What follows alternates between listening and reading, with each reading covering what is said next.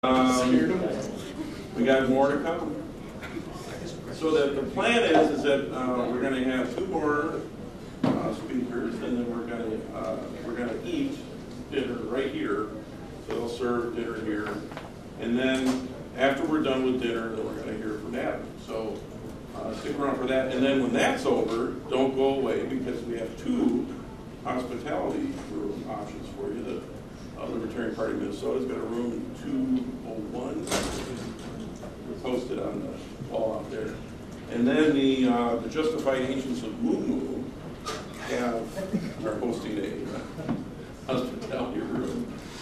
Dante's Inferno room, by the way. And that's in room 240. So you're welcome to hang around all night and keep talking about them.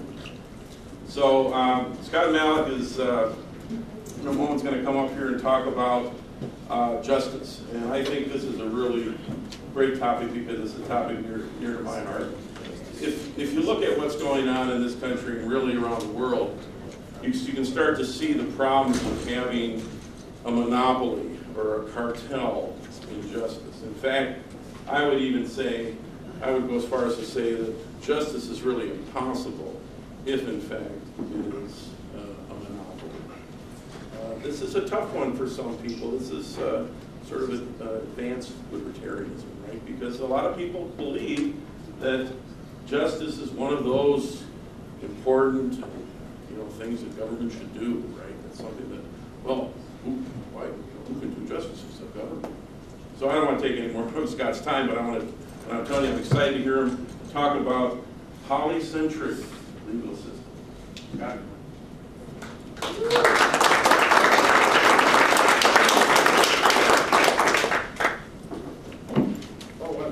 One of the sweet things about being an officer with the LPMN is you get to set yourself up with a nice keynote slot. So I'm happy about that. To warn you, I'm actually not that great of a speaker, and I have prepared comments, so I'm not quite like David, able to freelance it. One of the things, though, getting involved with the LPMN, I used to have just terrible stage fright. I get up in front of a crowd and I just kind of freeze up and tense up.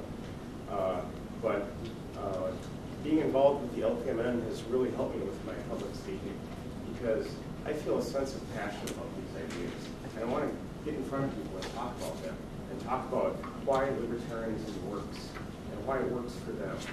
So that's been a really positive part of my experience. And so today, I want to talk about these ideas. One thing that Nick may touch upon later, at least we've chatted about this in our conversations, is that libertarianism it's a journey. Okay, fiscally responsible, socially accepting. Okay, ending up in the libertarian quadrant of the chart. I mean, a lot of people think, okay, I'm a libertarian, awesome, but that's actually the start. And again, libertarianism is a journey.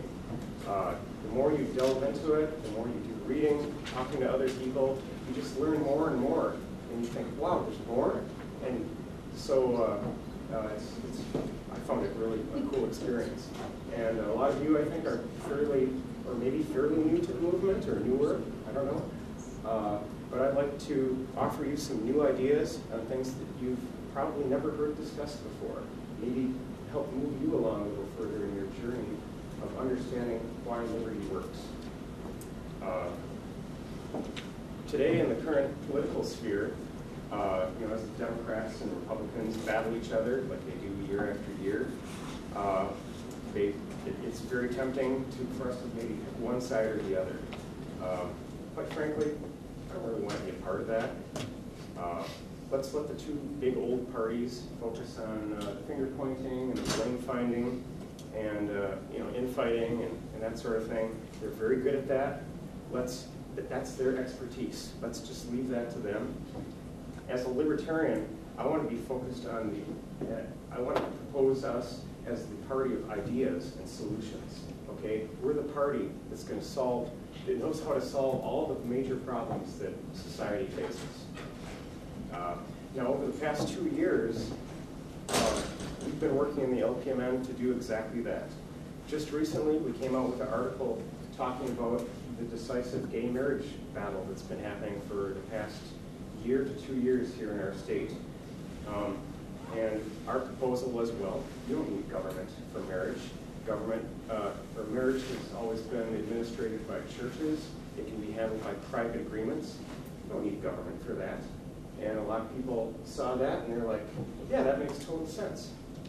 A while ago, during the Viking Stadium debate, when the politicians were debating the merits of this tax or that tax, we proposed avoiding taxes on anyone and financing a stadium voluntarily by selling shares of stock to any who want to support their team. Okay, and we know that works because it's exactly what the Green Bay Packers did when there was no government funding available. That was our libertarian solution. I think proposing our own solutions to these issues is very important, but at the same time, I think it's maybe a little bit distracting.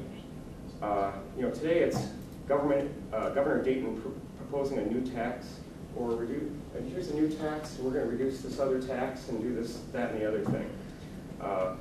Unfortunately, I think the two big old parties can throw some of this stuff out there almost faster than we can respond to it. Don't get me wrong, it's very important to respond with a libertarian solution when they propose some ill-thought plan, and we need to continue doing that. But the problem is, it leaves them setting the agenda. Okay, we're playing their game at where they're setting the issues. Are any of you fans of football? Anybody? Fans of the sport? Doesn't have to be the Vikings. If you follow football, you know that having a good defense is very important. Teams with a good defense tend to make it into the playoffs, whereas teams with mediocre defense tend to drop out at the end of the regular season. However, that being the case, even if you have an excellent defense, if they're out on the field all the time, what that means is by the end of the game, they're pretty darn tired, and your opponent's offense has been out on the field scoring points against you. And unfortunately, I think that's kind of where we've been as libertarians. We're playing defense. Actually, I think Obamacare is an excellent example of this. It passed because it was the only plan on the table to deal with rising healthcare costs. The Republicans really had no plan of their own other than to just criticize Obamacare. So it was the only plan on the table ever since Hillary Clinton first proposed it, so it was inevitable that it would eventually be accepted. Well, the Democrats have been playing offense, and they're very good at it. I think we need to do the same.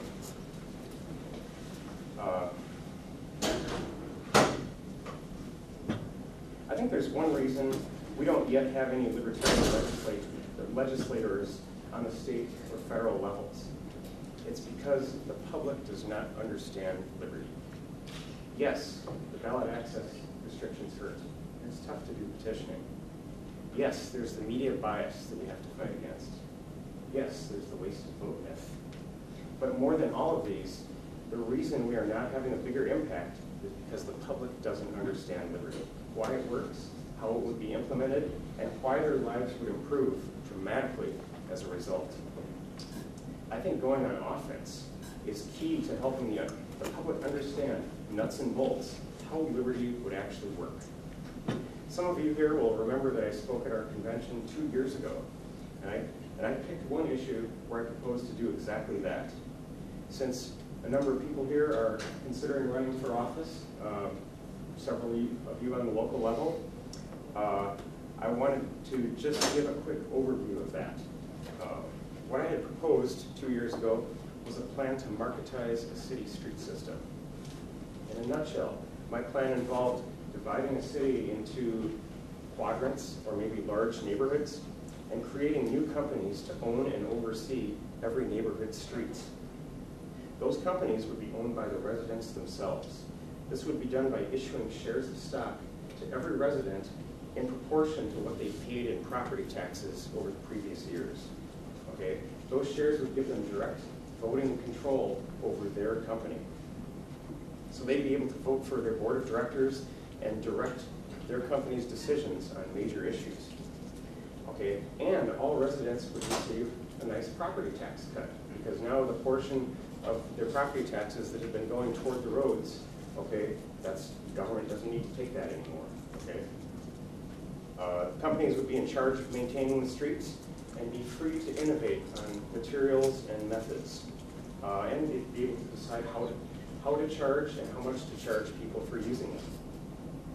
Unlike today's government road monopoly, people would be able to opt out. There are many students who walk or bike, and many senior citizens who don't drive anymore. Okay, why should they be made to pay for something that they're not using? People paying the companies directly would hold them accountable for their expenses, and they could also receive dividends on their stock if the company is profitable, creating a strong incentive for these companies to be well run. Now, there's a lot more to this as far as a transition plan and discussing some of the advantages as well as some of the potential pitfalls, but I just wanted to give you a quick bird's eye overview of that. I wanted to bring that up because imagine the impact you could have as a single individual, as a candidate for mayor or city council in proposing something like this. We know libertarians can be elected to local office. It's happened around the country. It's much easier than maybe state or federal office. We know that can be done. Imagine the impact you can have proposing a plan like this and educating the public. Okay, here's how we as libertarians would operate the street system. It would get them to start thinking about liberty.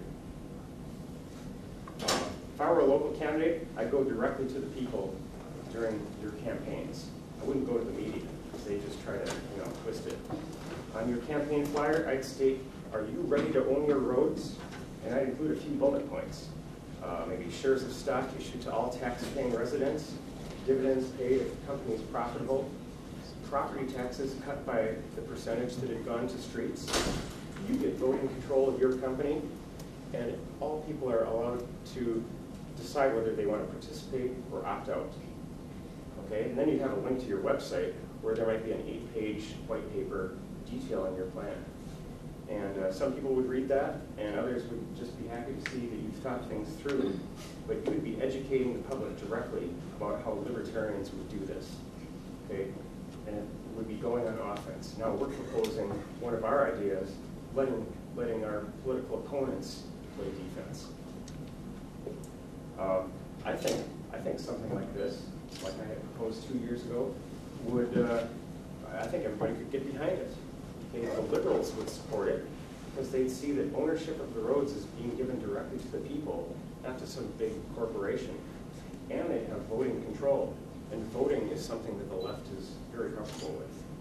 The conservatives would support it because they'd see an aspect of government as being returned to the marketplace. And libertarians would support it because they'd see that it's 100% voluntary and that people can opt out. You don't have to pay if you don't drive. You can sell your stock if you're not interested. So giving power back to the people, helping the public to understand liberty and how it can be implemented, and it would show that libertarians stand ready to offer fresh new ideas.